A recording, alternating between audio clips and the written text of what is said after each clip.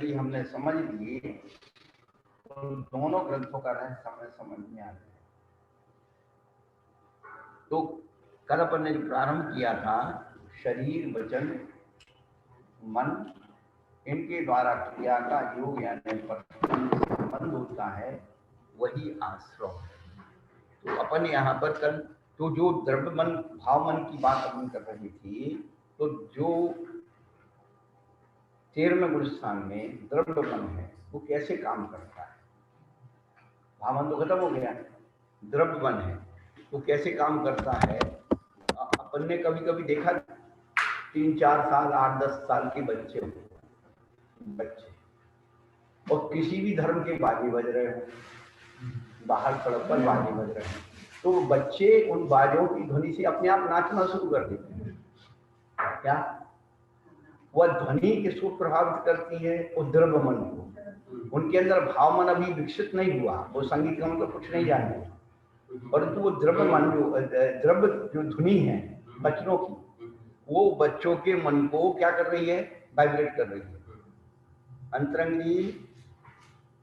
अंतरंग जी महाराज जी, द्रव्य मन वचनों से कैसे प्रभावित होता है? हाँ, तो छोटे बच्चे उन्होंने संगीत सीखा नहीं है, पढ़ाया नहीं है, परंतु बाहर ध्वनि बज रही है तो बच्चे अपने आप नाचने लगते हैं।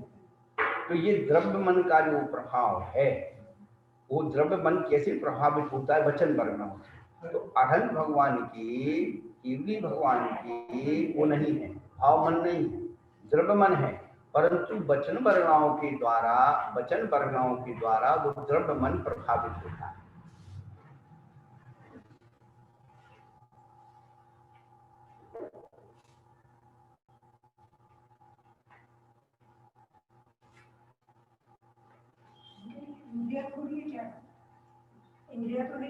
इंद्रिया नहीं है माँ, पर उनके जो सत्य मन और अनभय मन, सत्य वचन और अनभय वचन है, और औदारिक में स्वरूपात्मान, ऐसे 7 योग होते हैं अनंत अवस्था में।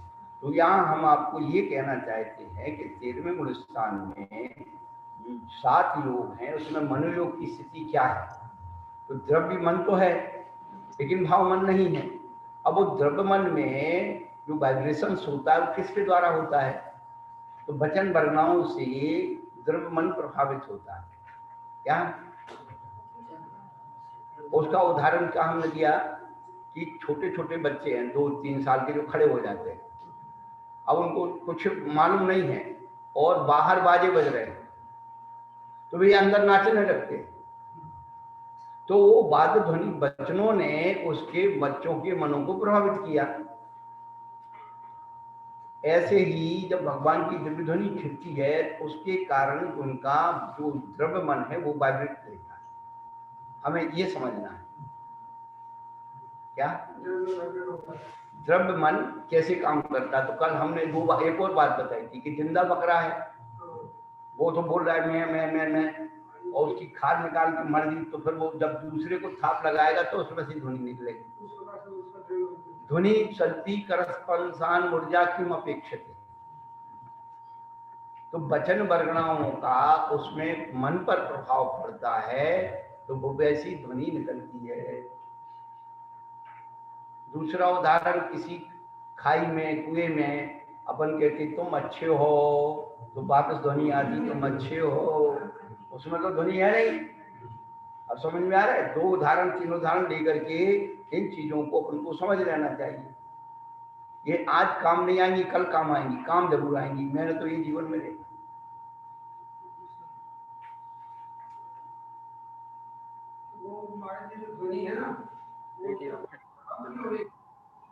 जी, ध्वनि से मन की वर्गणाएं, मन का द्रव्य मन है ना, वो वाइब्रेट हो जाता है।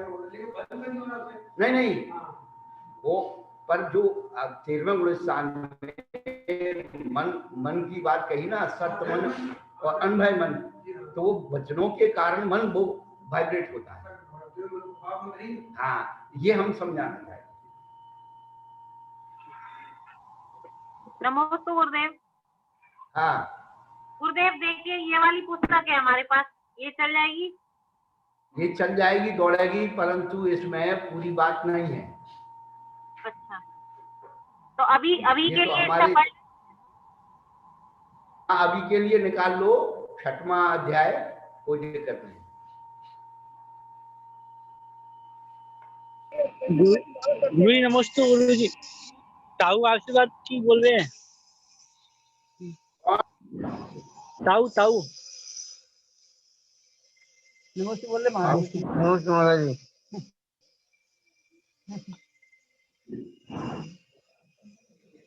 अच्छा धर्मजी, हाँ गुरु जी। हाँ आशीर्वाद। नमस्ते महाराज जी। नमस्ते महाराज जी। हाँ आशीर्वाद।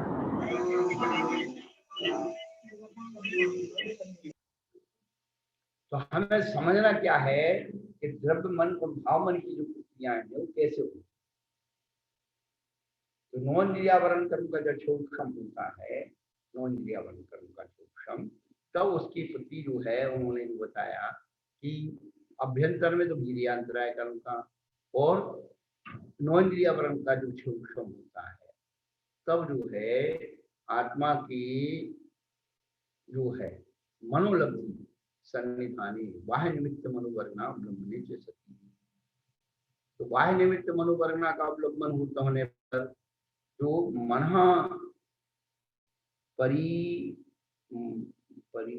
परिमागम ही मुखस्सात्मोपदेशो परस्पंदो मनोयोगाः क्षयति त्रिविध वर्णा व्याख्या संयुक्ति विना आत्मपदेशो परस्पंदयोः विहितव्यः।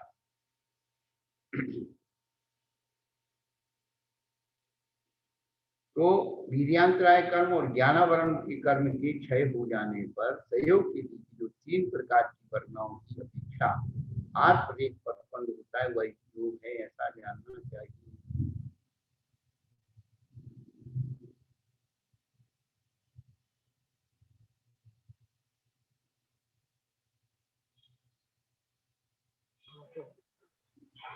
नमोस्तु गुरुदेव। गुरुदेव कौन सा सूत्र चल रहा है? पहला सूत्र 6वें अध्याय का। जी अच्छा, नमोस्तु गुरुदेव। पहला ही है।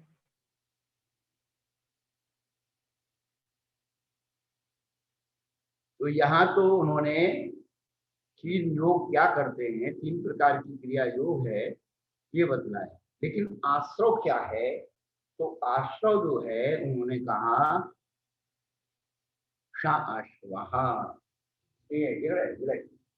बैठा लो अम्मा को, बहुत घूम के आ रहे हो।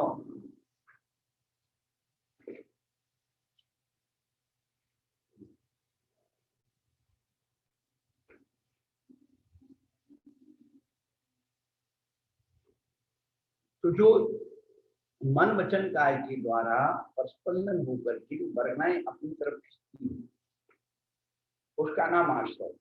कल हमने एक उदाहरण दिया था कि पेन का, कि जब तक ये पेन अपन देख रहे तो कुछ नहीं, लेकिन पेन जैसे ही इनको दिया तो सबके अंदर वाइब्रेशन शुरू हुआ कि नहीं। हम चाहते हैं कि तत्वार को किताब में नहीं, शास्त्र नहीं, अपने अंदर पूरे शरीर में मन वचन काय में अनुभव करें। क्या हम लोग क्या है किताब में पढ़ लेते हैं, क्या हो गया तत्वार सूत्र में याद हो गया, पर जो उसकी प्रक्रिया है कि हमारे मन वचन काय में तत्वार सूत्र कैसे बता,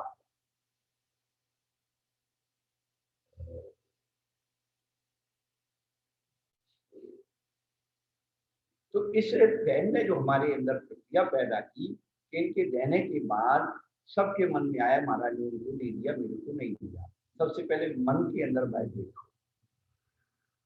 फिर वचन में आया। अब वचन में 2 प्रकार से आया, क्या महाराज आपने उनको दिया, मेरे को भी दे दो। काय में कैसे आया? भैया ये दिखाना, भैया दिखाना चाहिए, ये क्या नहीं देखा चाहिए क्या? ये मन वचन काय तीनों हमारे हर क्रिया में प्रवर्तित होते हैं। कभी मन में आकर के रह जाता, भाई कह नहीं पाते, अरे यार श्रम लग गई मन में, अब उसका जो दूसरा जो अशुभ आश्रव तो ये हो गया, शुभ आश्रव करने के लिए क्या करना पड़ेगा, उसकी भाग्य की सराहना करो। तो मन तो कुछ न कुछ क्रिया करेगा, अरे यार देखो कितना भाग्यशाली है महाराज ने, उसका कर्म का देखो कितना वो है, महाराज ने उसको बुला करके अपना भाग्य नहीं। तो अपन कर्म को शुभ में परिवर्तन करें, और संकलेश में गई तो पाप। इसीलिए उन्होंने शुभा पुण्य से शुभा पाप, शुभ से पुण्य का आश्रय होता है और अशुभ से पाप का आश्रय। अब इसी हमारे मन वचन काय में शुभ है और मन वचन काय में अशुभ। यही चीज अपन को सीखनी, बस बस बस बस बस अशुभ अशुभ को छोड़ देंगे तो शुद्ध आश्रय को कोई काम ही नहीं। अब इसमें जो विशिष्ट बात है पुण्य और पाप की परिभाषा जो पूज्यपाद आचार्य ने दी है, पूज्यपाद आचार्य इतने प्रमाणित आचार्य उस जमाने में, प्रमाणे मकलंकस्य पूज्यपाद से लक्षण, धनंजय कवि काव्य रत्न त्रिरत्न महर्षि, ये 3 रत्न है इतिहास के। क्या प्रमाण में अकलंक शामिल और पूज्यपाद से लक्षण, लक्षण बनी यानी परिभाषा, किसी भी चीज का लक्षण पूज्यपाद ने बांधा है अकाट्य। और धनंजय कवि का काव्य अनुसंधान काव्य, कुछ लोगों ने नाम ही नहीं सुना। वो द्विसंधान काव्य एक ही श्लोक से उसमें 2 अर्थ निकलते, एक रामायण निकलता है, एक महाभारत।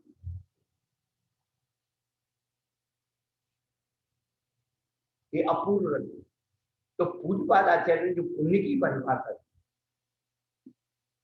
उसको अंडर करो और सबको दिखाओ कि पुण्य कितना महत्वपूर्ण है, पुण्य क्या काम करता है उसके बारे में सोचो।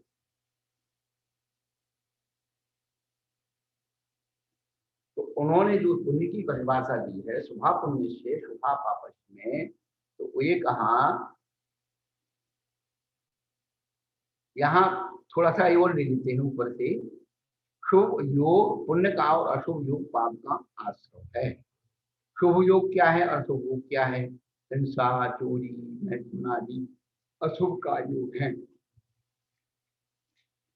क्यों, ये काय के द्वारा हो रहे, हिंसा चोरी मैथुन और असत्य वचन कठोर वचन असभ वचन आदि अशुभ वचन योग, और मारने का विचार ईर्षा डाह आदि अशुभ मन योग।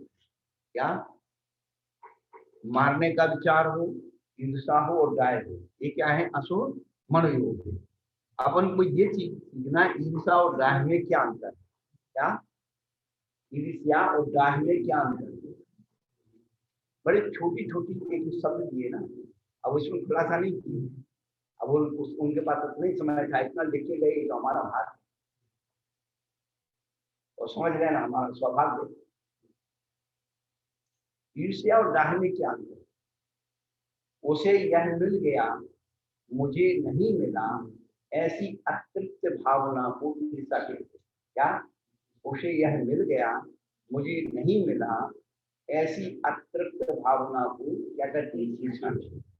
और मुझे उसे यह मिल गया मुझे नहीं मिला, तो उसका भी हम नहीं रहने देंगे, वो डाह कहलाएगा। क्या, जो मेरा हो नहीं सकता वो तेरा हो नहीं सकता, डाह। हाँ, सोचिया डाह प्रसिद्ध है संसार। क्या, कि जो पति मेरा नहीं हो पाएगा तो तेरा भी नहीं होगा, उसको मार दे पति।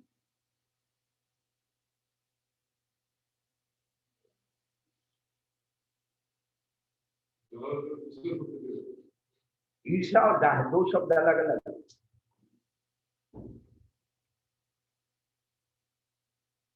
तो ईर्ष्या तो अतृप्त भावना हुई, उसे मिल गया बस इतना रह करके गहरी, मेरे को नहीं मिला उसे मिल गया मुझे नहीं मिलना चाहिए, तो ईर्ष्या होती है। लेकिन डाह जो है ईर्ष्या से ज्यादा खतरनाक है कि तेरे को मिल गया तो तेरे पास भी तेरे नहीं रहने देंगे। हाँ, डाह जो है सत्यानाश ही करती है।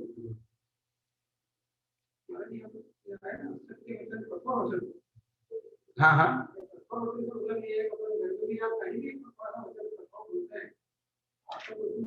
देखो अभी अपना जो आगे आएगा ना 7वां अध्याय, उसमें इन सब चीजों का डेफिनेशन आएगा। यहाँ तो केवल मन वचन काय में कैसे अशुभ का प्रयोग हो रहा है वो बता रहे। तो उसके लक्षण के जैसे चोर माने हिंसा करना, चोरी करना, मैथुन करना, ये तीनों काय से संबंध है। 5 पाप में 3 काय से संबंध हो गए। अब वचन से संबंध क्या हो गए? असत्य वचन हो गया, असभ्य वचन हो गया, कठोर वचन हो गया, ये असभ्य वचन हो गया। एक एक लक्षण को हम घटित करते चले। और फिर मन में जो है उन्होंने क्या कहा? बद चिंतन, ईर्ष्या, असूया आदि अशुभो मनोयोग। तो मनोयोग क्या है? अशुभ मनोयोग।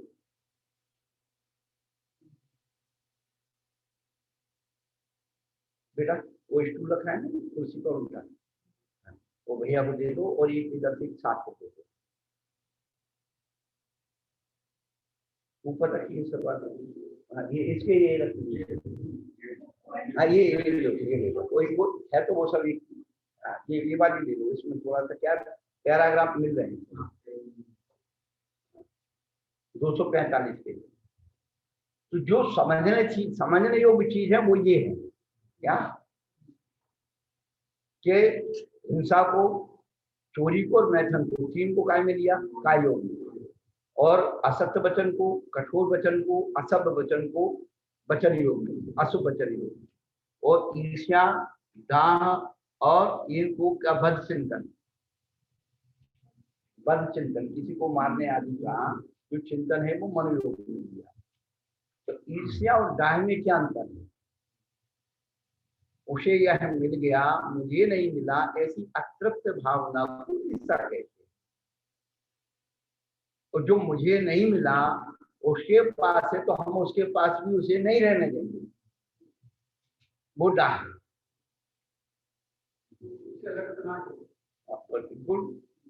पाप, पापी और दुष्टी 2 व्यक्ति हैं क्या? पापी दुष्टी में अंतर क्या है? जो पाप करता है उसे पापी कहते हैं। जो पाप करता है उसे पापी कहते हैं। दुष्टी किसे कहते हैं? जो ना खुद अच्छा काम करता है ना दूसरों को करने देता है, वो दुष्टी कहलाता है। दो भाव उसके अंदर छिपे हुए, इसीलिए उसका नाम दुष्टी रखा। दुष्टी। तो पाप करने में इतना पाप नहीं होता।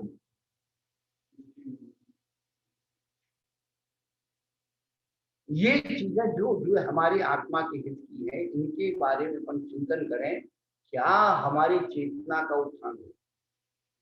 अरे हम नहीं कर पाते, कोई बात नहीं, कोई कर रहा है उसमें प्रसन्नता मान ले तो भी हमारी पुण्य का बंद हो जाए। हम नहीं कर रहे तो दूसरा भी ना करे, ऐसा प्रयोजन कर लेने से दुष्टता का भाव आता है और वो हमारे अशुभ का बंधन और महान बंधन करता है। हाँ हाँ, धर्म कथा न सुहाए, के ऊँगे के लड़ पड़े, के उधर को जाए।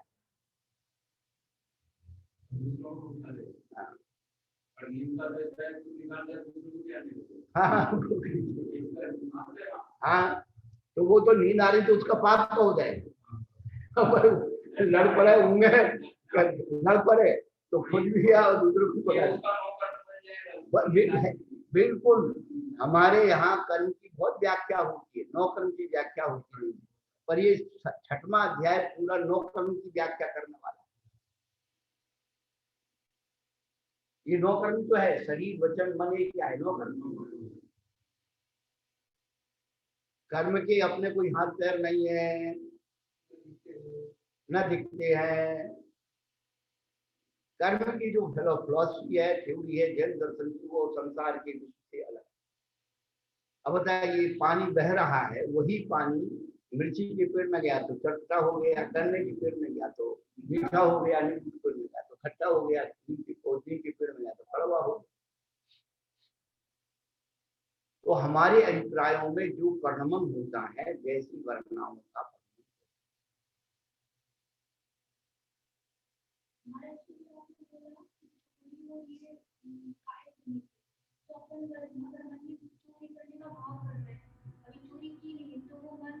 अशुभ चिंतन हो गया ना अम्मा।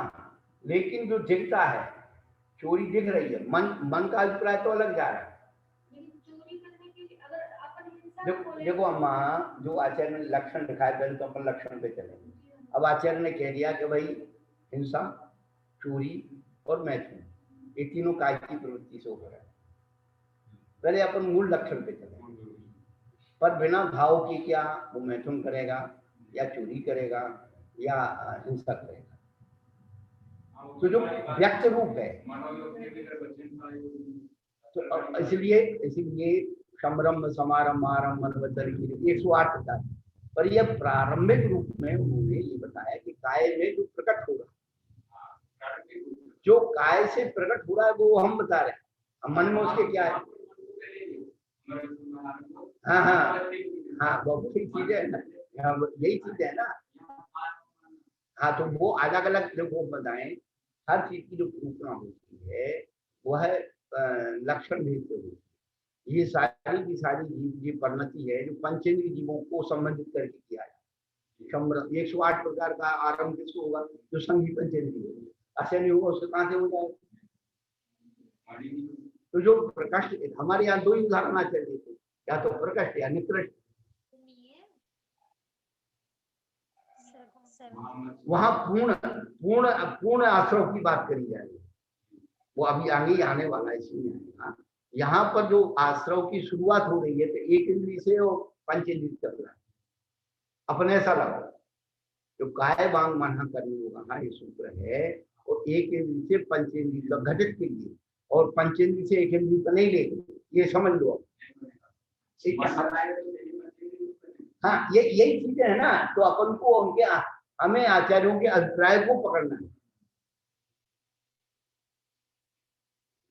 शुद्ध हमने कल भी अपन कही थी कि भाई मन सूत्र कहते कि मन वचन का ऐसा बना सकते, पर वो आचार्य कहते कि पहले नीचे से ऊपर समेट, पर ऊपर से नीचे समेटेंगे तो वो गड़बड़ हो जाता है।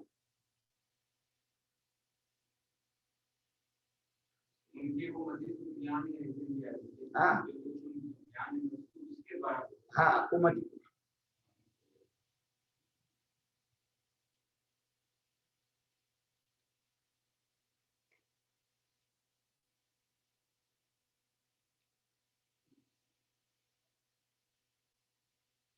तो यहाँ पर मारने का विचार, ईर्षा, दाह आदि अशुभ मन था, इनसे विपरीत शुभ कार्य योग है, शुभ वचन योग है, शुभ मन योग।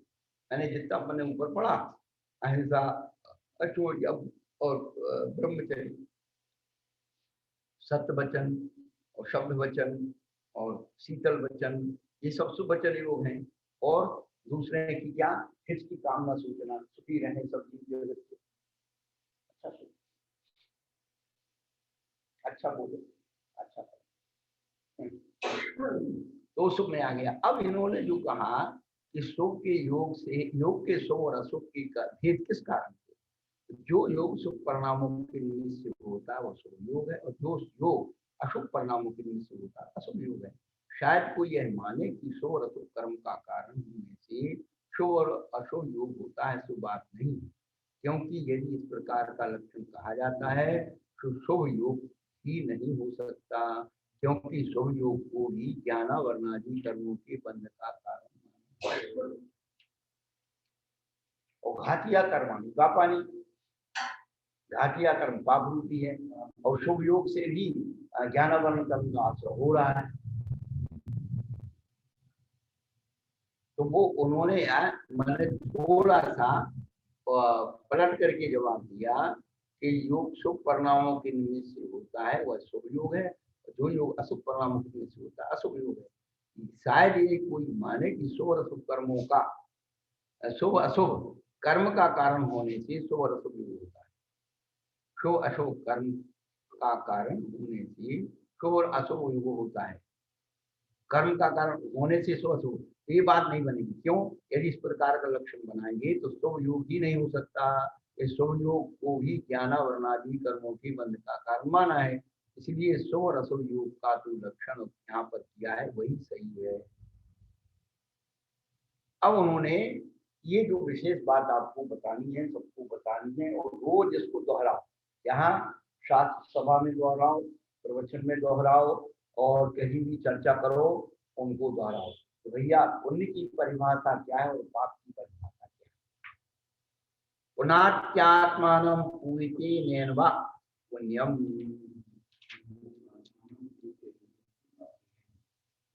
तत्सद्विद्यादि पाति रक्षति आत्मानं शुभादिति पापम। तत्सदि विद्यादि, ये दो परिभाषाएं हमने पूज्य पाद से लक्षणम, पूज्य पाद की जो परिभाषाएं हैं ये अकाट्य है और प्रमाणित है, इनके आगे हमें कुछ सोचना नहीं। तो उन्होंने कहा जो आत्मा को पवित्र करता है या जिससे आत्मा पवित्र होती है उसका नाम पुण्य। हम पुण्य क्यों करते हैं? आत्मा को पवित्र। अब तुम पहले से ही आत्मा को पवित्र मान करके बैठ गए तो पुण्य की जरूरत नहीं है। जब पुण्य की जरूरत नहीं है तो फिर सब काम खत्म। यदि हम पूज्य पादाचार्य को प्रमुख कर लें, इनकी परिभाषा को प्रमुख कर लें तो हमें कहीं भटकने की जरूरत नहीं है। और पाप की परिभाषा भी कितनी सुंदर दी है, कितनी भाषा समिति का उनका ज्ञान कि पाति रक्षति आत्मानं शुभादिति का, जो हमारी आत्मा की शुभ से रक्षा करता है, हमारी आत्मा को शुभ में नहीं जाने देता है, उसका नाम पाप।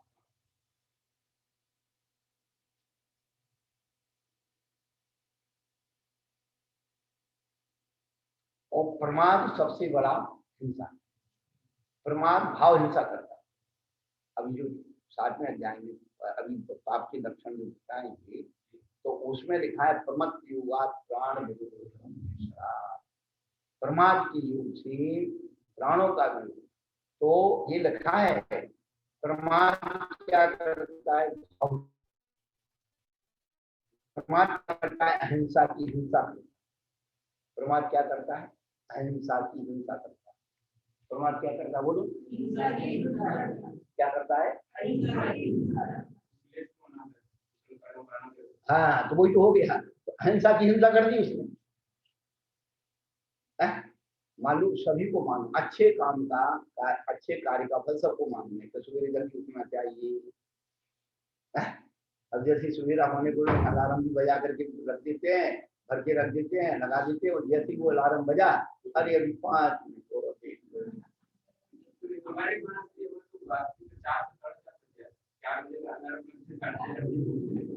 वही चीज है ना कि जिस कार्य को नहीं, जिस कार्य को हमने कितने समय पर संकल्प करने की काम किया है उसको टालना ही तो प्रमाण। ये मुहूर्त निकाले जाते हैं प्रतिष्ठाओं के कार्यक्रमों के, क्यों निकाले जाते हैं? नहीं, मनोवैज्ञानिक सत्य देखिए आप कि यदि आप मुहूर्त को निकाल लोगे तो आप प्रमाद नहीं करोगे। उतने समय में उतना कार्य करना पड़ेगा आपको। और अरे आज नहीं कल कर लेंगे, अब कल आ गया तो आज का काम कल और कल का काम फिर कब?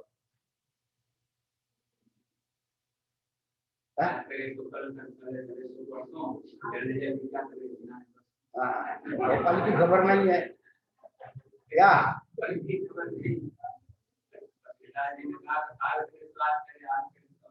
कल में प्रलय होगा, बहुरी करेंगे कब? आज वो भी आज महान भाव बता गए कि वहाँ चामुंडी में प्रलय आ गई। उधर उत्तराखंड में वो ग्लेशियर टूट गया तो बांध पे गिरा, बांध तो टूट गया तो पानी सब बह गया। अब जितने नीचे के गांव है सब बह जा रहे हैं।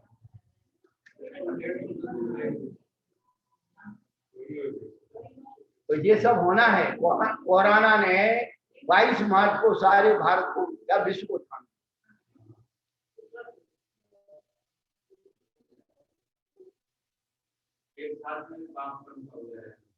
बस तो ये जो है ना, ये कहते वो बंधन समूह सामूहिक बंधन। वो मुनिराज जा रहे थे तो एक व्यक्ति ने तो रोका, बाकी सब हंसी उड़ा रहे थे। और फिर गाँव में लग गई आगी तो वो आदमी तो बच गया, बाकी सब बच गए।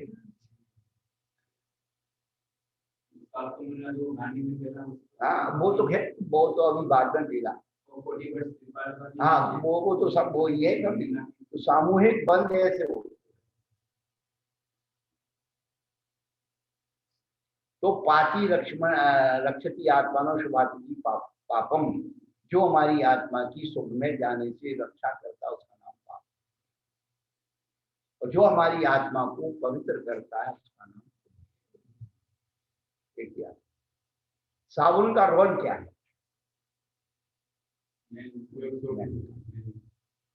साबुन को क्या मिलना?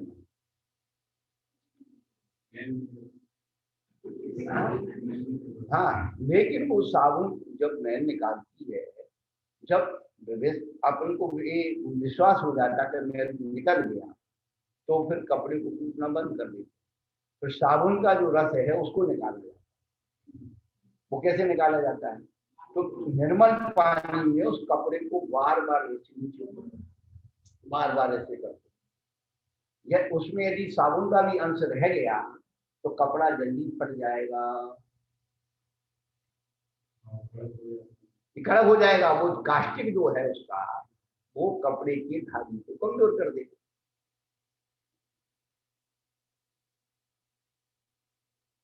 जैन दर्शन को यदि हम लोग देखो, ये सब जीव के हित के लिए, सामूहिक नहीं है, व्यक्तिगत परिणामों पर आधारित।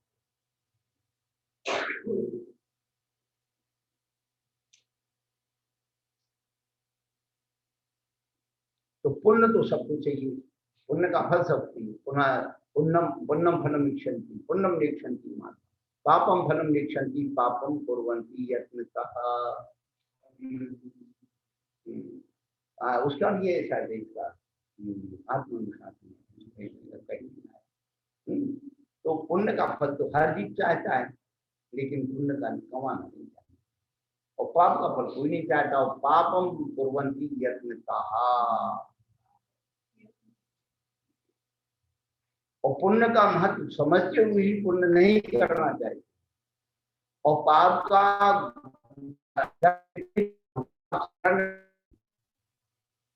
सबसे बड़ी दिक्कत यही हो गई है कि व्यक्ति आजकल पाप से बिल्कुल नहीं डरता है, पुण्य करने में डर कि पाप नहीं होगा। पाप करने से कोई नहीं रोकता किसी, अरे यार तुम मानते नहीं, अब क्या उनको समझाएं और क्या। और पुण्य करने बैठ जाए तो 10 जने समझाने आ जाए कि नहीं साधु से तो बहुत पाप है। हाँ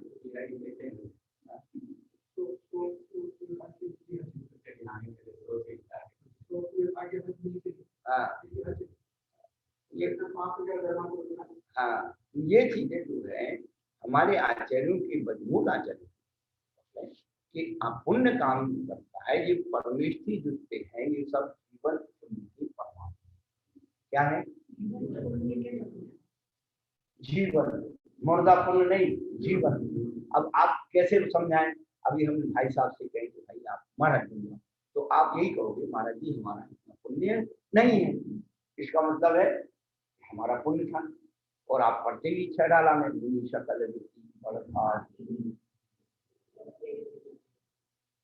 तो पुण्य पुण्य की प्रतियां आचार्य तो बोधि दुर्लभ भावना में इन्होंने लिखा कि ये सब उत्तर दुर्लभ दुर्लभ है, और जो दुर्लभता से हमें जो मिला है वो पुण्य से ही मिला है।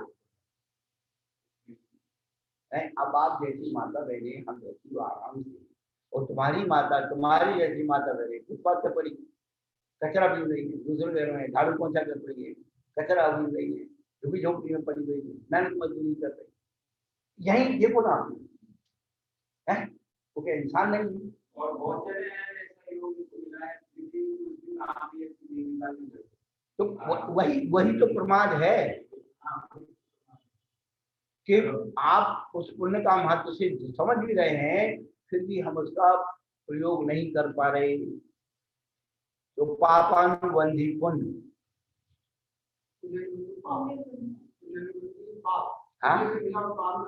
हाँ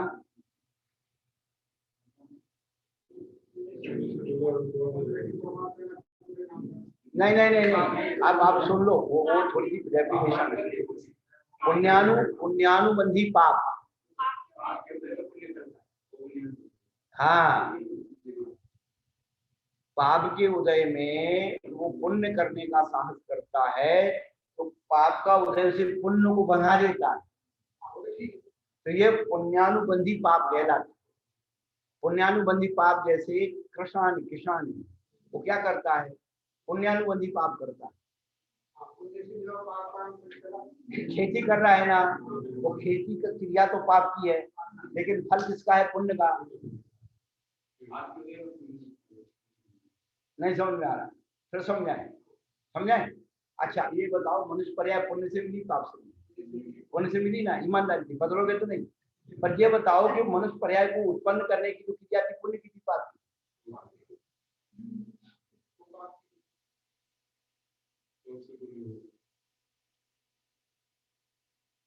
तो बाजी बज रहे, लड़का हो गया था, खुशी मना रहे,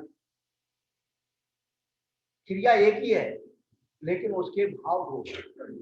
अब कैसे समझेंगे अपन? एक लड़की है, कुआरी लड़की, वो किसी समाज की लड़की के साथ था, उसने संसार सुख होगा, गर्भवती, संतान उत्पन्न की, सब उसको कुलक्षणी कहती, पापी कहती। और उसी लड़की को जब शादी विवाह कर दी, वो संसार सुख होगा, संतान उत्पन्न की, सब उसको गिफ्ट दे रहे हैं, आशीर्वाद दे रहे हैं। क्या क्रिया तो उसने भी की, क्रिया इसने भी की, और इसकी क्रिया जो है प्रमाणित है, समाज की मोहर लगी, धर्म की मोहर लगी।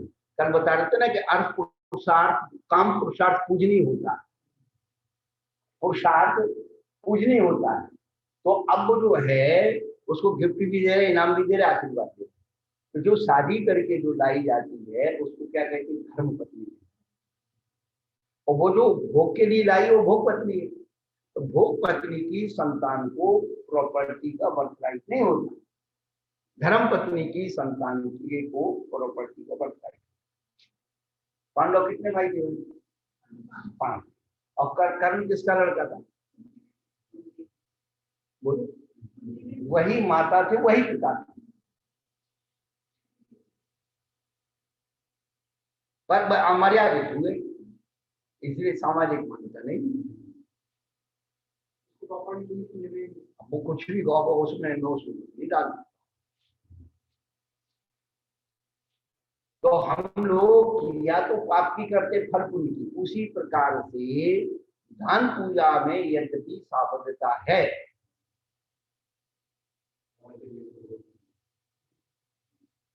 अब हम कितना उससे बचते हैं, कितना बचते हैं, कितना बचते हैं, तो बचते बचते में यहाँ आ गए कि सुख चौन।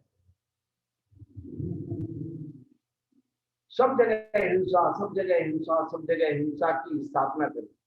अब इतनी हिंसा की स्थापना अपन करते हैं, देखो अपन किसी का वो, मान लो आपने कोई चीज को हिंसा मान ली, हम भी मानते, चलो मान ली, पर जो है जब हमने उसमें स्थापना कर दी, संकल्प कर दिया, तो वो संकल्प की हिंसा।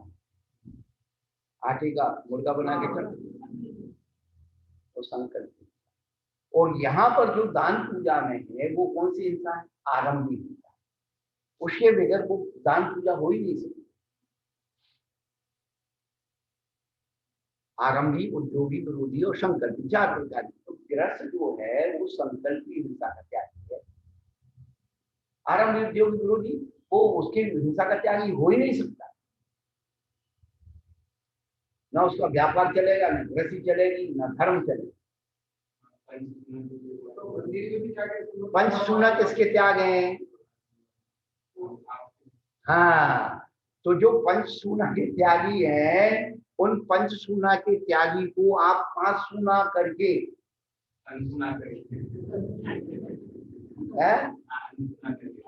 उनको अनसुना बनाइए। आप पंचसूना के बगैर आपकी रसोई नहीं बनेगी। इसलिए उन्होंने जो श्राप का त्याग, ग्रह कर्म नाम उत्तम कर्म माशु खलु ग्रह मुक्ता नाम अतिथि नाम प्रति पूजा रुदर मलम धावती बाजी। जो आपने रसोई बनाई है, उसके द्वारा आरंभ किया है, उसका पाप कैसे धुलेगा? अतिथि नाम प्रतिपूजा, उसको आप दे करके खाओगे तो पाप धुलेगा। और महाराज के हिस्से का खा गए ना, आने वाले हम छठ साथ में जाएंगे, सब बताएंगे एक बार। इसलिए घर घर में बीमारियां हैं, असाता बेदनी है, अभी साता बेदनी का नौकर इसमें आएगा। अपनी आंख से पढ़ो और देखो, देखो शास्त्र और रखे हैं, तीनों चश्मा नहीं लाए, लो चश्मा लो। हम तो बहाने बनाने वाले को, हम तो एक्स्ट्रा रखते एक चश्मा। गांधी जी कहते हैं चश्मा हमेशा दो रखना चाहिए, जिसको चश्मा लगाना हो चश्मा दो रखना चाहिए। आ गया, देखा? जब अपनी आंखों से, कल हमने बताया ना ये पदार्थ लिखा है, तो वो चीजें जो है जब अपनी आंखों से किसी चीज को पढ़ लेंगे तो भटकेंगे नहीं कभी। हमारा मूल उद्देश्य है ये, हमारा जो भी स्वाध्याय लोगों का जो 50 साल 60 70 साल से जो प्रचार हुआ, तो उन्होंने एक ही बात रखी कि हर व्यक्ति के हाथ में किताब। भले विचारों को उल्टा पढ़ाया सीधा पढ़ाया, लेकिन एक बात है कि लोगों को स्वाध्याय के प्रति जागरूक।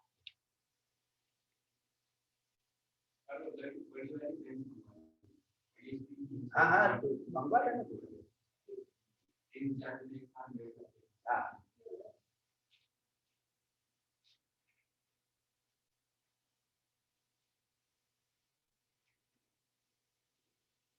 जब अपनी आंखों से अपने आचार्यों के वचन देख लेंगे, उसकी जो तृप्ति होती है और जो आह्लादता है, उसमें एक अलग ही रहता है। हम कितना ही आपको बोलते हैं, क्या होता है, कहीं समाज से मिस हो गए, तुम्हारा ये छूट रहा।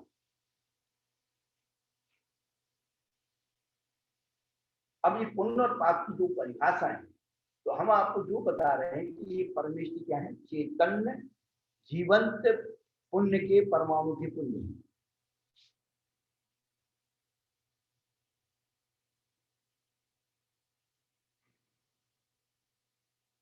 इनको रत्न कहा, देव शास्त्र गुरु रतन शुद्ध, तीन रतन करता। रत्न जो होते हैं क्या होते हैं, शुद्ध परमाणु के पुण्य रत्न है। हीरा शुद्ध है, उसमें कोई वो नहीं, पन्ना शुद्ध है, मोती शुद्ध है। तो रत्न जो है जिसकी जो कैरेट, हाँ, ये शुद्ध परमाणु के पुण्य 24। तो कहने का मतलब कि उसकी जो ये साधु वो है, और आज तक इस जीव ने उत्कृष्ट पाप कर्म का जो अनुभाग बंद किया है वो साधुओं के निमित्त किया, और उत्कृष्ट पुण्य कर्म का बंद किया है वह भी साधुओं के निमित्त। तीन चीजें बिना उसके नहीं होती। केवली शुद्धि के पास में शायद सम्यक तीर्थंकर वृत्ति और परिहार शुद्धि सही।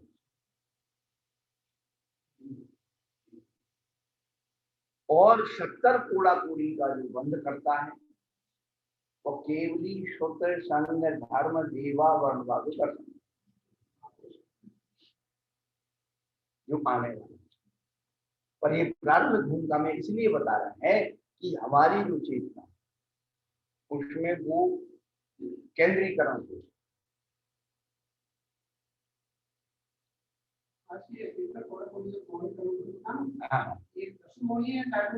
दर्शन मोहिनी, हाँ, 4 मोहिनी 70 कोड़ा पूरी, हाँ, कथाएं उदयाती प्रणमचार, उसके 9 कर्म अलग, इसके 9 कर्म अलग। हमेशा कर्म को बांधने में 9 कर्म था। तो तीव्र पुण्य कर्म के उदय को बांधने, स्थिति को बांधने के लिए ये परमेश्वर की पर्याय 9 कर्म है, और उत्कृष्ट पाप कर्म को बांधने के लिए 9 कर्म। ये समझ लो पहले।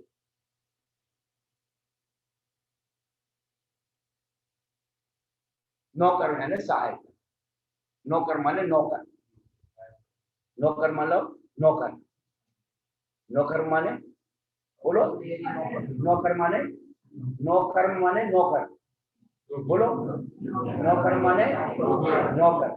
सोचो, हाँ नहीं, मैं आपको वहीं तक ले जाऊंगा। ये परमेष्टि शब्द जो है हमारे कर्मों को धोने के लिए नौकर है। नौकर है, नौकर नहीं हम कह सकते हैं। पहले जो है जमींदार होते थे और जमींदार के चौकीदार होता था है? और चौकीदार का काम क्या होता था कि भाई कुत्ता ना घुस जाए, चोर ना आ जाए या अज्ञात आदमी ना आ जाए है? और वो चौकीदार भी काम करता। चौकीदार को क्या मिलता था? तनख्वाह। चौकीदार को क्या तनख्वाह मिलती थी। तो साधु क्या है? समाज का चौकीदार। अरे आप कहाँ बैठे? जमीन पर, और हम बैठे चौकी पे। तो आप तो हो जमींदार और हम चौकीदार।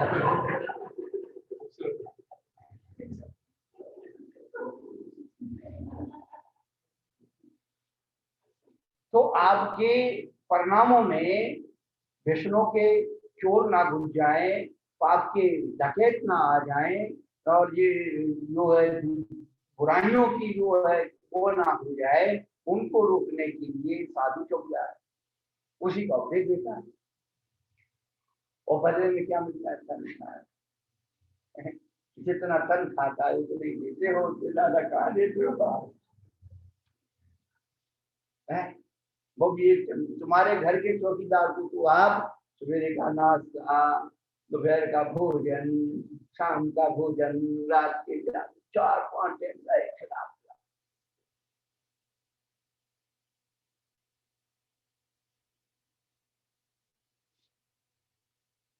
तो ये यदि ये साधु नहीं हो तो आप समाज की परिकल्पना करके देखो क्या हो। साधुओं के निश्चय व्यक्ति कहीं ना कहीं अपने कर्मों की आशा, भाई कुछ नहीं त्यागता, चल कौवे के मान कर।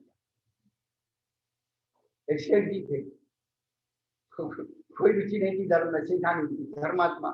और एक बार हमारे महाराज आ गए, अच्छा प्रवचन देते थे, सिखानी ने कही थी सारी जिंदगी भर हो गए, कछु नहीं तुमने करो, आज एक बार दर्शन तो कर रहा हूँ महाराज के। बोले हम नहीं जा, तो महाराज क्या करना? बोले कुछ भी त्याग नहीं करना।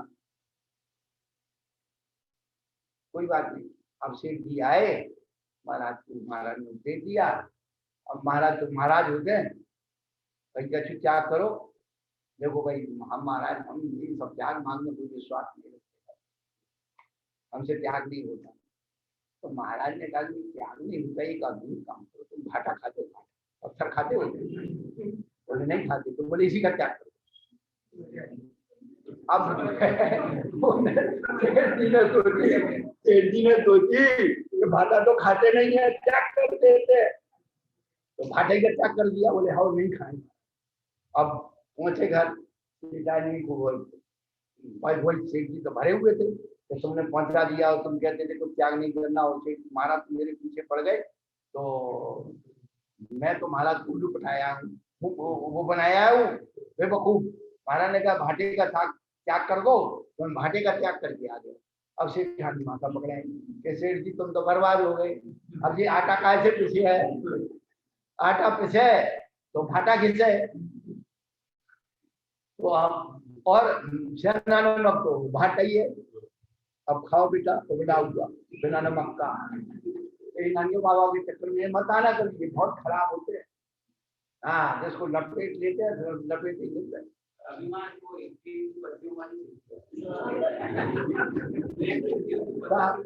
दूल्हा को क्या करवा देते?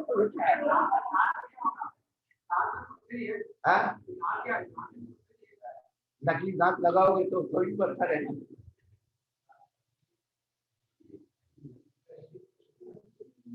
तो अभिप्राय तो अपना ये है कि भाई शुभ पुण्य से शुभा पाप, तो शुभ से पुण्य का आश्रय और अशुभ से। और इतना चिंतन आ गया है इन संदर्भों में, इतना आनंद लगता है कि यार अपन क्या करना है, कुछ करना है। ये तत्वार सूत्र जो है जीवंत तत्वार सूत्र है, आपके सभी बंद। ये मत सोचो किताब में लिखा, क्या हमारे शरीर में हमारे बचनों में होने में पहले तो ये दिमाग लगा।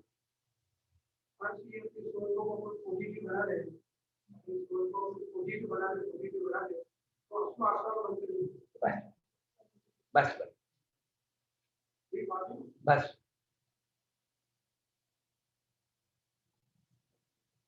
तो ये जो पुण्य और पाप की दो परिभाषाएं, ये हमें अपने जीवन में याद रखनी। जो हमारी आत्मा को करता है, जिसकी आत्मा पवित्र है, और इसी पुण्य फला आत्मा एक गाथा प्रवचन साथ में है, उसकी जो ठीक है अमृतचरण सूर्य ने की, तो उन्होंने कहा पुण्य कल्प पादप फला आत्मा, पुण्य रूपी कल्प वृक्ष का फल है अग्नि।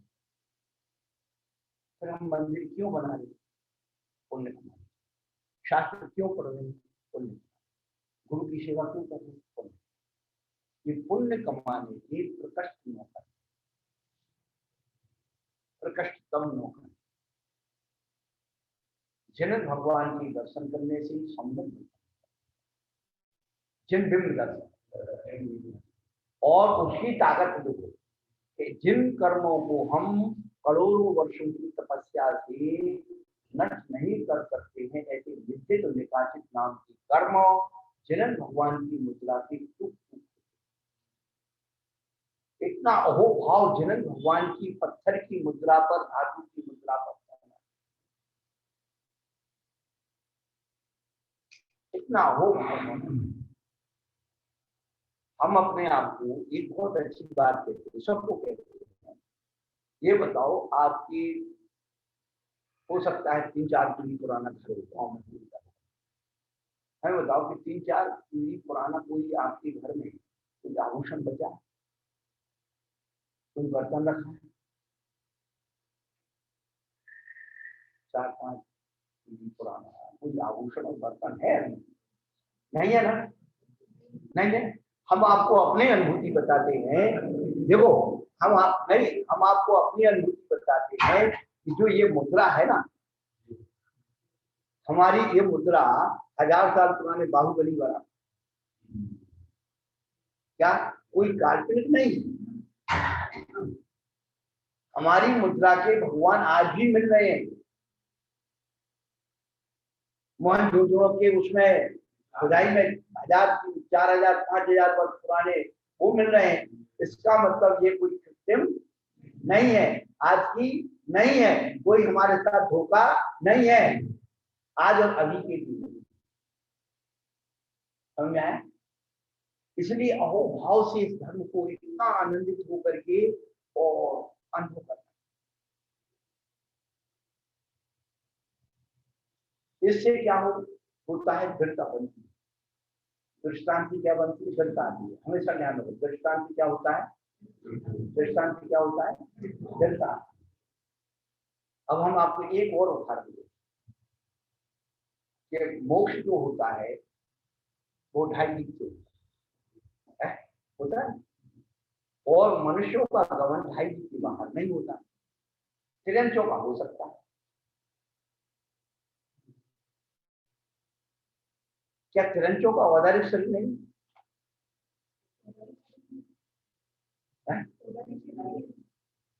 वो तिरंच उस पार क्यों चलेगा? मनुष्य को नहीं जाता। इतना सुंदर उत्तर है इसका, इतना सुंदर उत्तर है, बहुत सुंदर उत्तर। नहीं जाता, और चला जाए तो क्या दोष उत्पन्न है? वो तो हमें ही मालूम, पर किसी ने ले जाकर के डाल दिया तो उसका दोष क्या उत्पन्न हुआ? किसी जो देवता लोग होते हैं, दैवी देव होते हैं, मित्र देव होते हैं, वो उठा के ले जाते हैं अपने स्थानों पर। ऐसी जगह ले जाते हैं तो तिरंज जीवों को ले जाते हैं, और तिरंज जीवों के साथ उसके साथ विकलत तरह की उसके शरीर में चिपके रहते वो चले जाते हैं। क्या? हाँ, मनुष्य जा ही नहीं सकता, और न देव नहीं ले जा सकते।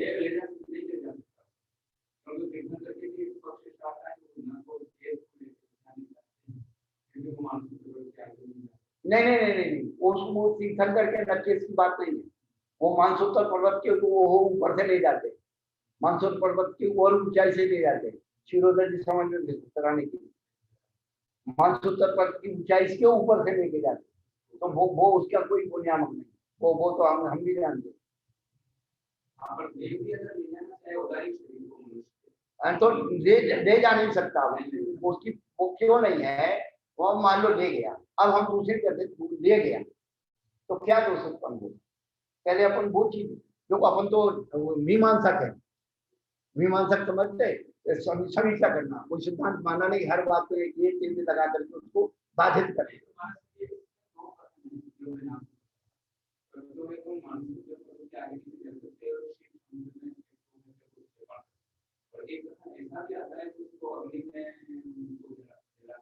तो अग्नि में जलाने का, अग्नि उन्हें वो केशों को जब केश लॉन्च करते हैं तो सम दीक्षा के केश लॉन्च उनको ले जाते हैं शिव समुद्र में। हाँ वो दो कथन है ना, दो कथन दो नहीं है, तो केश लॉन्च को शिव समुद्र में ले जाकर के विसर्जित कर। अब ये जो है कि मान लो किसी मुनिराज को दैवी देव मानसूत्र पर्वत के बाहर ले और उन्होंने हो गया केवल ज्ञान, अब केवल ज्ञान हो गया, अब मोक्ष कहाँ से जाएंगे।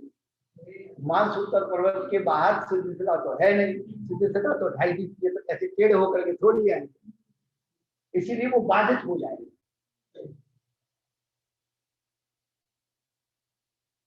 आ गया, क्लियर हो गया। हाँ हाँ हाँ हाँ, वो 2.5 फीट तभी 2.5 फीट 45 लाख योजन के 5 चीजें हैं, 5 45 कौन कौन से, नरक का पहले, नरक का इंद्रक भी, और ये 2.5 फीट, और विमान चौधरी का विमान, और सर्वार सिद्धि का विमान, और सिद्ध चला।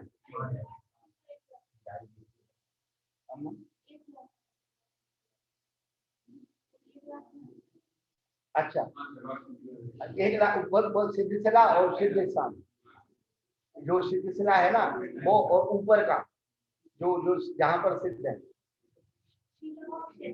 हाँ अब ये और बड़ा मनोवैज्ञानिक बात बता कि संसारी जीव में और मुक्त जीव में क्या अंतर है। संसारी जीव और मुक्त जीव में मौलिक अंतर क्या, मौलिक, तो संसारी जीव जितने हैं सब पैर से बराबर, और मुक्त जीव है सब सिर से बराबर।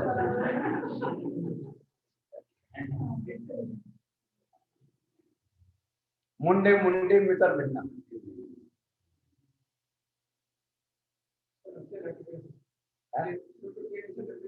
हाँ ये बात नहीं। और कुछ लोगों का मानना है कि वो मतलब सिद्धालय में बहुत अंधेरा अंधेरा, और सिद्धालय में अंधेरा नहीं। जो हमारी 45 लाख इंद्रनील मणि की जो शिला है उसकी आभा वहां, अंधेरा नहीं। जैसे आप अपने घर में जब रात में सोते तो नाइट लैम्प जला लेते, नाइट लैम्प जला देते हो नहीं, ऐसी जो 45 लाख की जो नील मणि की जो शिला है उसकी आभा से वहां अंधेरा नहीं, उजाला होता है।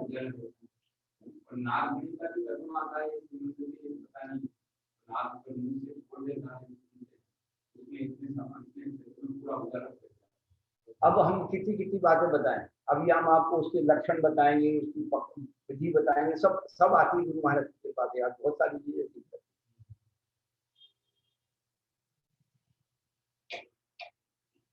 अभी हम कुछ बताने वाले थे, तुरंत हमारा जो प्रसंग में हम बोल देते तो फिर आ जाता है, और फिर जरा सा रहे तो हमारी जो है ना ये दर्पण है हमारी। हाँ हाँ हाँ हाँ हाँ, सिद्धसला नीचे है और वे है ऊपर, ऊपर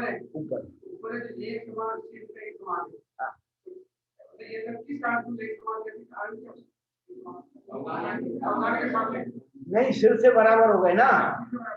हाँ क्योंकि धर्मासी क्या है बाबा, तो अंतिम बात वलय पर उनका ये सिर का हिस्सा चिपका हुआ है सब।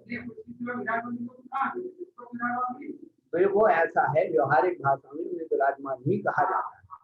अब भगवान मेरी बात सुनो, समोषण में कहते अनंत भगवान विराजमान है, तो 4 हाथ अंगुल ऊंचे रहते।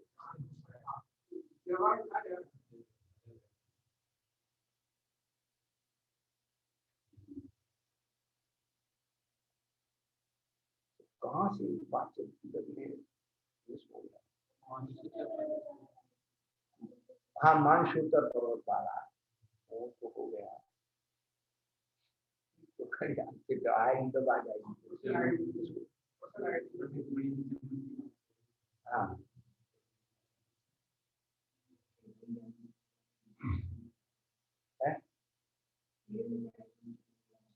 हाँ, नहीं वो तो सब हो गया, वो उसका सब कि उधर जाने से अनवस्था दोष उत्पन्न हो जाएगा। जी बेटा, हाँ ऐसा भी हो सकता है। बड़ी बड़ी विचित्रता है। सवेरे भी हम एक शब्द को हमने याद किया और 3 बार बोला। इस समय सार में विशेष्य का कथन है, विशेषण का कथन। विशेषण सारे निकाल दिए, जितने विशेषण आत्मा के साथ जुड़े थे उन सबको एक एक करके निकाल दिया, केवल विशेष चला।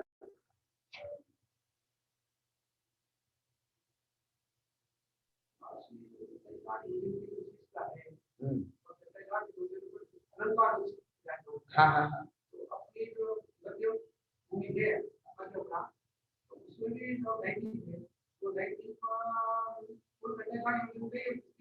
हाँ हाँ 43 वो दो समुद्र और 2.5 डी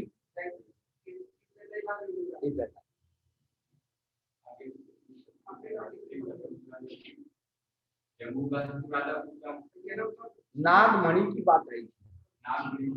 तो नागमणि के पहले क्या बात आई थी?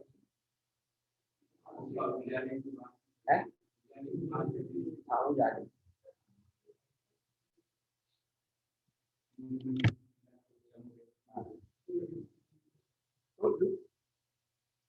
तो मणियों के बारे में तो अपनी अपनी सब चीजें। हाँ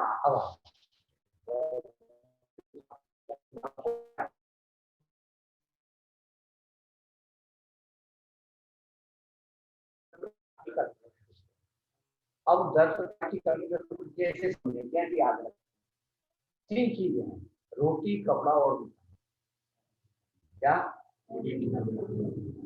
तो रोटी प्राप्त करने के लिए भोजनांग, और रोटी खाओगे तो प्यास लगेगी तो पानांग। अब रोटी और पानी को रखोगे काय में रखोगे? भाजनांग। हो गए।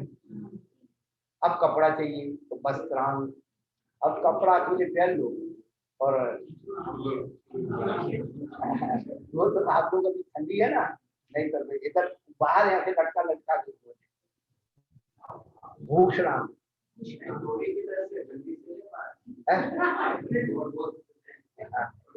तो भूषणांग, और भूषणांग के बाद फिर माला। भूषण अकेले नहीं, उसके साथ माला का भी प्रयोग होता है। तो 3 6 हो गए।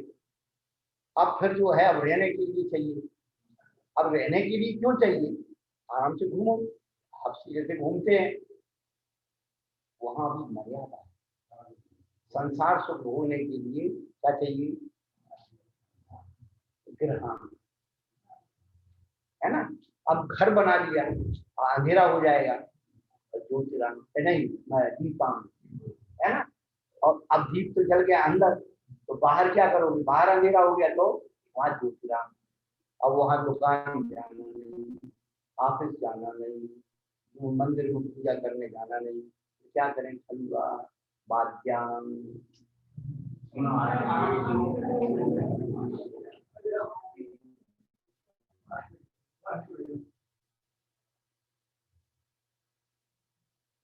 रोटी के 3 हो गए, कपड़ा के 3 हो गए, और घर के 4 हो गए। अब घर की क्यों पड़ गई? तो आप क्या देखते नहीं, जैसे पक्षी अपने हमारे यहाँ जरूरत नहीं। चिंतन की चीज कैसी? मैंने हर चीज की मर्यादा बनाई। याद हो गया? याद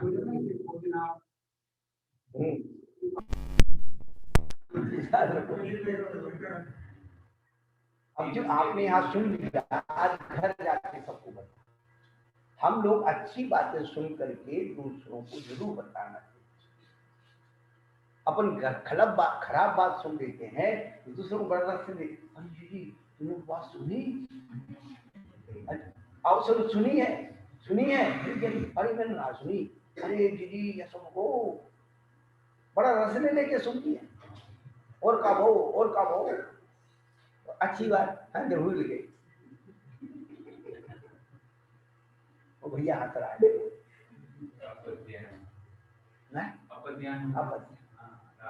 यदि हम लोग अच्छी बातें, अब हमारा कोई स्वार्थ इसमें तो है नहीं है, अच्छी बातें हमने सीखी भैया तुम्हारा, हम इसलिए नहीं बता रहे कि हमें आता तुम्हें नहीं आता, नहीं, हम इसलिए बता रहे कि हमें आया तो तुम्हें भी आना चाहिए। यदि हमारा उद्देश्य तुम्हें नीचे दिखाने का है तो ये मेरा अहंकार, ये मेरा मद है, ये मेरी दुर्गति। पर कहें सीख गुरु करना था, गुरु का विशेषण करना है, और करुणा कष्ट से उत्पन्न होती है। क्या महापुरुष का जो जन्म होता है वो करुणा से होता है। करुणा की अवतार हमारे महावीर लिखा। तीन लोक के प्राणियों का कैसे कल्याण करूं भगवान, ऐसी प्रकट करुणा उनके अंदर आती है, तब तीर्थंकर कर्म की हम सबका जन्म वासना होता है, और महापुरुषों का जन्म करुणा से।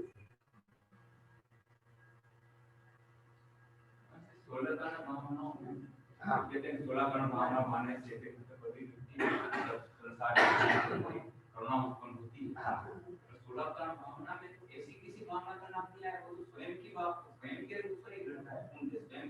प्रवचन वात्सल्य जो है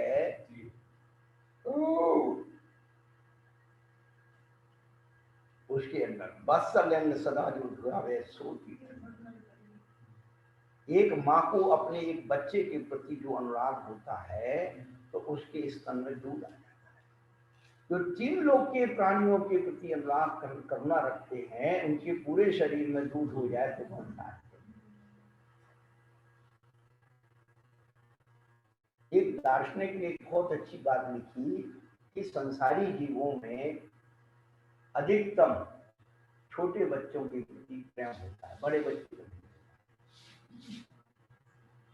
क्यों नहीं होता? तो उसने लिखा है कि बड़े बच्चे की जो उत्पत्ति होती है वो वासना से, और छोटे बच्चे की जो उत्पत्ति वो प्रेम से होती है। जब पति पत्नी में प्रारंभिकता होती है तो वासना का क्रिया होता है, और वो धीरे धीरे वासना शांत हो जाती है। तो पति पत्नी में जब प्रेम होता है तो वो जो संतान उत्पन्न थी वो प्रेम से उत्पन्न होती है। इसीलिए माता पिता का जो छोटे बच्चे की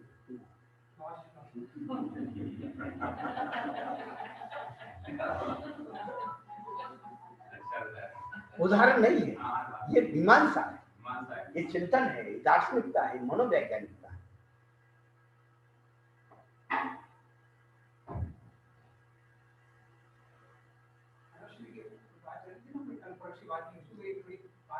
हाँ बिल्कुल, हर क्या बात। हाँ हाँ, तो जो कल्पवृक्ष के जो पुष्प आते हैं वो क्या वनस्पति का है, पृथ्वी का है? देखो ऐसा है, वो सब पृथ्वी का है। तो जो भगवान और मैं आपको एक बात बता दूं, पृथ्वी का के होते हुए भी उनमें स्पर्श रस गंध वर्ण जितना भी है वो वनस्पति का जैसा ही है, ये भी ध्यान रखना। तो वनस्पति का जीव भी वो नहीं है।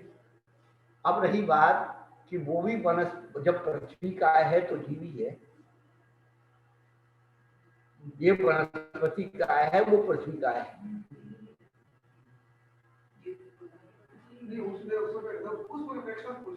नहीं, आप सब अपेक्षा पूछना,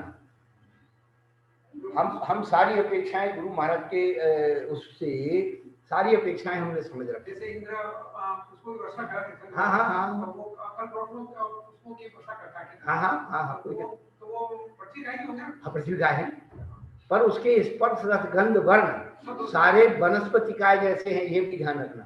हाँ वही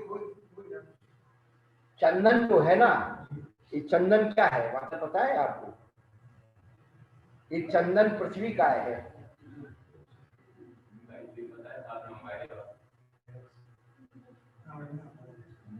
चंदन पृथ्वी का है अम्मा। चंदन का जो पूरा पेड़ है उसमें कहीं सुगंधी नहीं, उसके जड़ में, उसके पत्ते में, उसकी छाल में, उसकी तने में, उसके फूल में, उसके पत्ते, कहीं सुगंधी नहीं।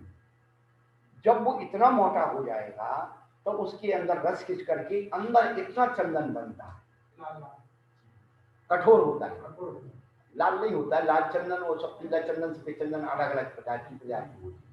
तो उसके पेड़ के अंदर चंदन बनता है, वो पृथ्वी का रस खींच के बनता है, इसलिए आचार्य ने पृथ्वी का है। और वो असली चंदन भारी होता है, आप पानी में उस लकड़ी को डालो तो वो डूब जाएगी।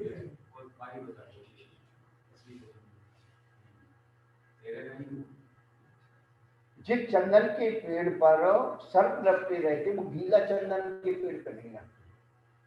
बिल्कुल ऐसी जगह जहां आज तक मनुष्य पहुंचा नहीं है, वहां पर वो पेड़ सूख जाता है, सूखने के बाद उसकी छाल झड़ जाती है, उसके जो पेड़ वो होता है पिंड, वो फट जाता है गर्मी से, उससे जो सुगंधी निकलती है उस पेड़ के ऊपर वृक्ष लगता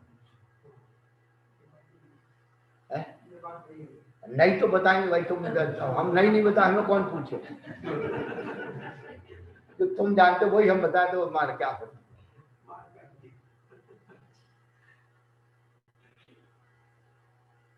केले के हर पात पात में पात और विद्वानों की हर बात बात में बात।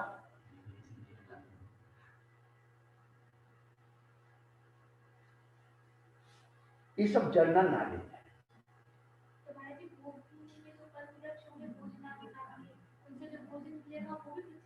हाँ पर बिल्कुल वैसे ही, हाँ वो बिल्कुल वैसे ही, लेकिन उनका जो रस स्वाद है वो सब वनस्पति गाय के जैसे ही है। पहले तो अपन इसको निश्चित करो, नहीं तो फिर भटकेंगे। इतने कठोर फूल किसी पे करें तो फिर तो उसका कल्याण हो जाएगा, वो खा ही नहीं सकता, चबा ही नहीं सकता। सोचो, दिल लगाओ। एक व्यक्ति ऐसे ही नास्तिक था, नास्तिक तो चला जा रहा था तो देखा बेल पर कद्दू लटक रहे थे, बेल थी और कद्दू लटक रहे थे। बोला अरे भगवान को इतनी अकल नहीं, इतनी पतली बेल, इतने बड़े बड़े कद्दू लटका दिए।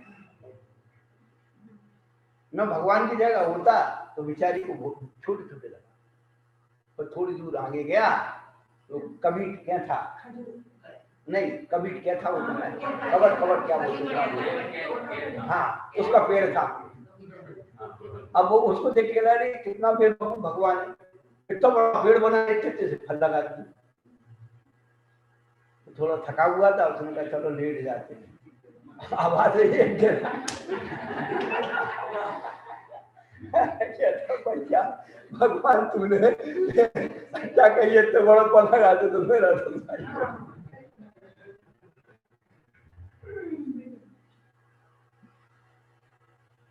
तो जो हम प्रकृति के साथ जो छेड़छाड़ करने की, जो कर्ता पने की बुद्धि लगाते, कर्ता बुद्धि क्या है? जिस व्यवहार में, जिस क्रिया में हम कुछ नहीं कर सकते हैं उसमें अपनी अकल लगाना ही कर्ता बुद्धि। जो हमारी मर्यादा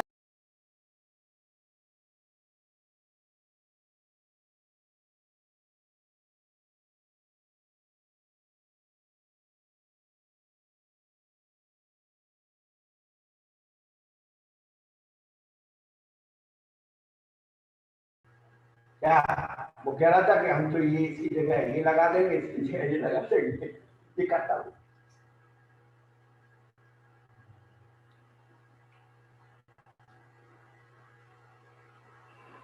और हमेशा यदि हम किसी के प्रति कोई व्यवहार करते भी हैं तो उस कर्म के से बचने के लिए हमने भैया हम तो इसके पुण्य के नौकर हैं, इसके पुण्य में ताकत थी इसलिए मैंने करवा लिया, मैं कौन होता हूँ करने वाला। तो आप कर्ता बुद्धि से बच जाएंगे। अरे हम तो करते करते मर गए, उन्हें हमारे ने कछु नहीं को।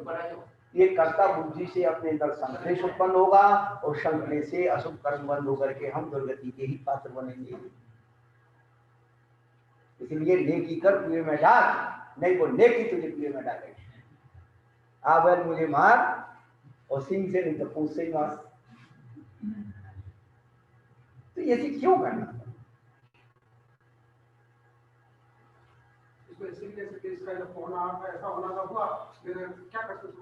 देखो ये होनहार तो तब लगाएंगे जब पूरा हो सकता है। होनहार तब लगाते हैं अकर्ता बुद्धि करने के लिए कि हम उसमें इन्वॉल्व नहीं है। उसके पहले छोड़ दो कि इसका जो होनहार होगा सो होगा, हम क्या कर सकते हैं? माँ बाप बीमार पड़े हैं, अब इनका होनहार होगा सो हो जाएगा, हम काय को अस्पताल ले जाए?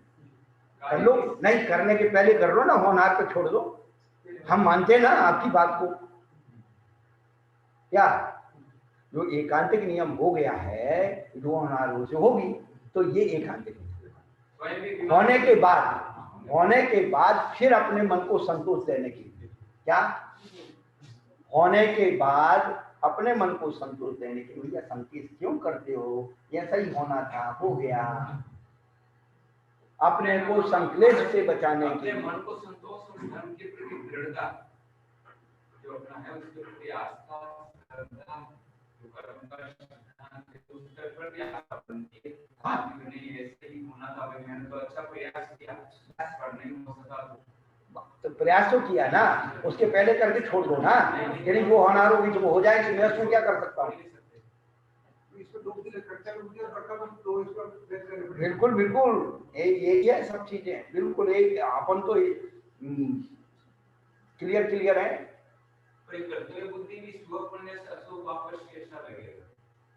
भैया वो तो हर चीज में लगेगा। तो अभी आगे आने वाले जो सूत्र है ना, आपको एक एक सूत्र की फीलिंग कराएंगे, एक एक शब्द की फीलिंग कराएंगे। आप ये भी सोचोगे कि भाई ये कोई कृत्रिमता है या बनावटी। सवेरे बात की थी कि भाई आचार्यों ने अपने उस सूत्र की टीका अपने मन से लिख दी, उसे ये नहीं है, उन्होंने उस शब्द की एक एक शब्द की फीलिंग की है और परंपरा से उन गुरुओं को ज्ञान मिला है।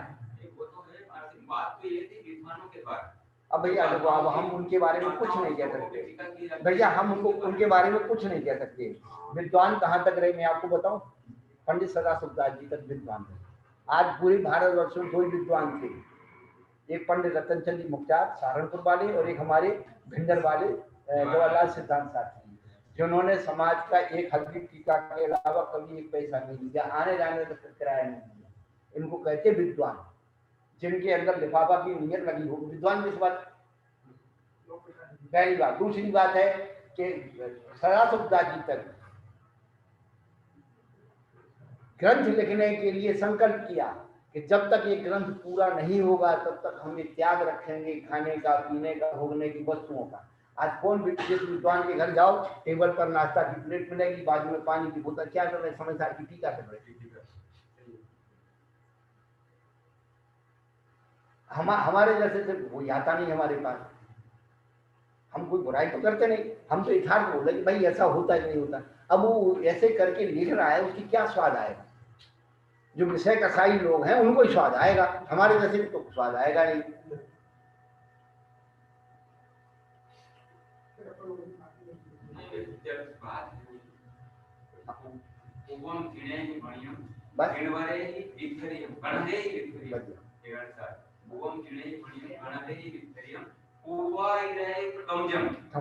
क्रम से बस। तो इसीलिए तो जो मंगलाचरण किया जाता है, असमूल ग्रंथ करता रहा, सर्वक देवा गणधर देवा प्रतिगण देवा तेषां वाचना सर्वमाचार्य आचार्य विस्तृतम संकल्प ये दिया जाता है। हमारा से क्या है, अभी जो थोड़ा बहुत चल रहे हैं व्यवहार निष्ठे के लिए, स्वरूप आचरण के लिए और इसके लिए सभ्यत्व आचरण के लिए, ये जो बारी बातें हैं, ये ये क्या उसी पद की अलग अलग व्याख्या करने से तो ऐसा हुआ है? स्वरूप भेद और स्वामी भेद। हमने आपको क्या बताया भैया, स्वरूप तो सही है और स्वामी गलत है। स्वरूप में तो कोई अंतर आ नहीं सकता, उसका स्वामी जो गलत पंथ है तुम कर रहे हो, तो बात है कोई तीन और है कुछ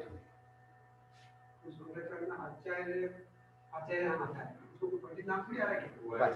तो हमारे जो सदाशिवदास जी तक नियम लेकर के और बैठते थे कि जब तक मेरा ग्रंथ पूरा नहीं होगा नमक का त्याग रखूंगा, घी का त्याग रखूंगा और इसका त्याग रखूंगा, तब उसको टीका होगा।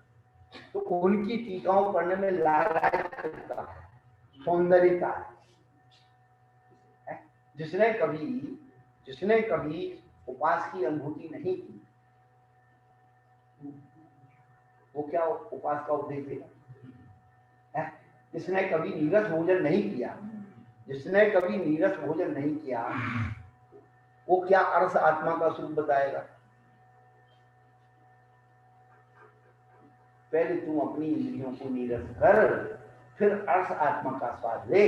ये ग्रास तो तुझे नीरस खा नहीं सकता है, तू नीरस आत्मा का स्वाद ले रहा है, केवल नीरस आत्मा का स्वाद आ गया। हाँ, दुनिया को उल्लू बना रही है, किसको बना? हम आपके साथ हैं, हमारी बात करेंगे आपको। सच्चे दान की अनुभूति नहीं की, सच्ची पूजा की अनुभूति नहीं की, सच्चे उपवास की अनुभूति नहीं की, सच्चा निरस की अनुभूति नहीं की है। मान लो कल चतुर्दशी है और कल उपवास करना है, तो आज मन क्या कहता है? थोड़ा ज्यादा खा लो।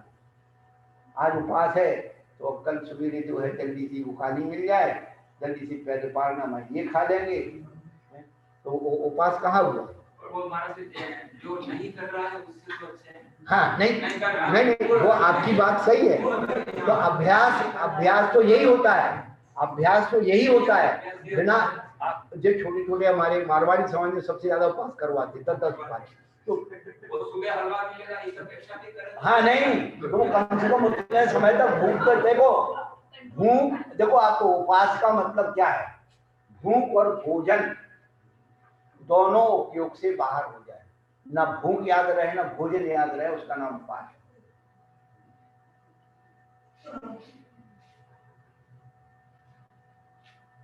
एक उपवास में दिन में तारे और रात में सूरज दिखता है। एक उपवास में दिन में तारे और रात में सूरज है। दिन में तो आते नींद, सो अंधेरा होगा तो तारे दिख गए, और रात में अभी तो 12 ही बजे सूरज कब हो गए वो, तो दिन में तारे हो गए, रात में सूरज दिख रहा होगा। समझ में आ गई? ये अनुभूत ज्ञान है। ये क्या है? ज्ञान को कहते अनुभूत ज्ञान। तो श्रद्धा हो जब दिन वाणी पर, विनय सहित और में धर लो, पड़ जाओगे स्वयं कर लो,